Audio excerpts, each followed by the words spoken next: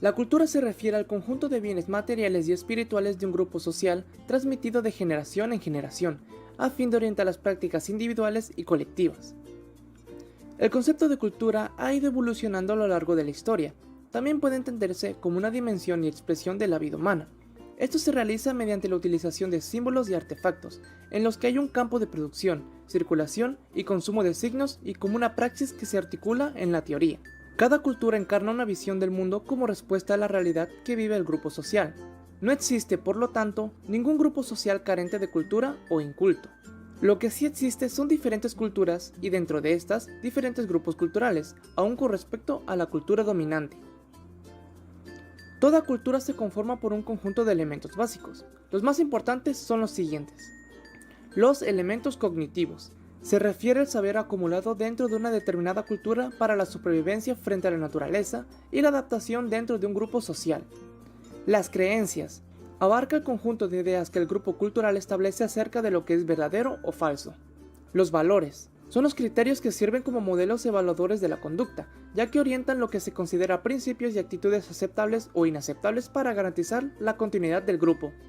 Las normas. Son códigos de acción específicos que regulan la relación entre los individuos con base en los valores compartidos. Incluye el sistema de sanciones. Los sistemas de signos y símbolos. Son todos los recursos comunicativos arbitrarios y convencionalizados que utiliza el grupo social para transmitir mensajes. Podemos mencionar el lenguaje, la escritura, los signos gráficos y los símbolos. La cultura inmaterial o espiritual.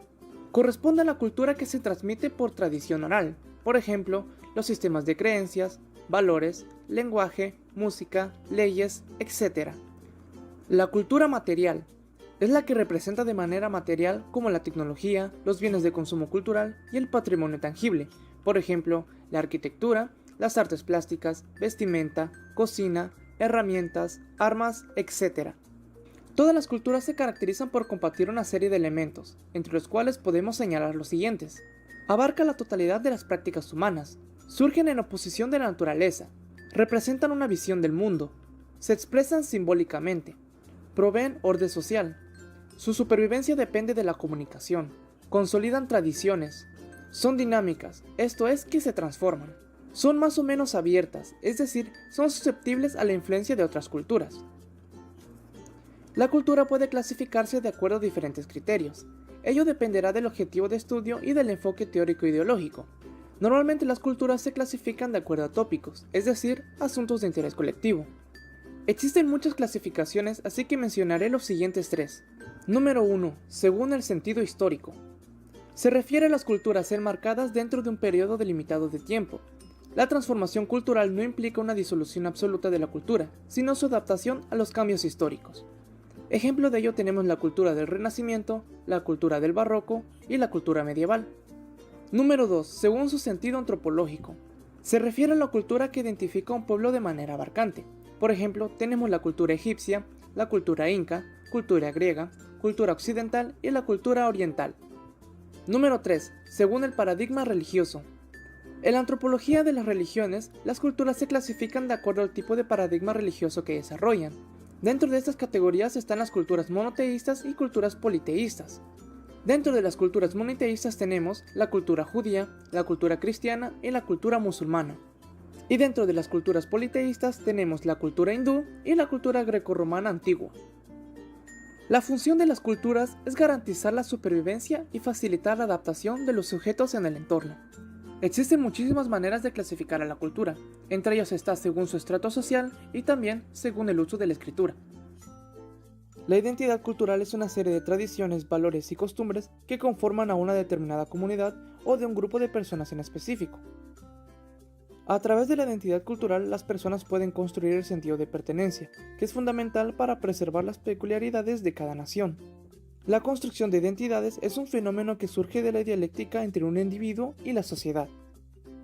Además, tener un conocimiento de identidad cultural les permite a los individuos tener una conciencia de otra edad, es decir, mediante el conocimiento de este concepto, los seres humanos desarrollan la habilidad de reconocer al otro, lo que incentiva la curiosidad para las otras culturas y tradiciones.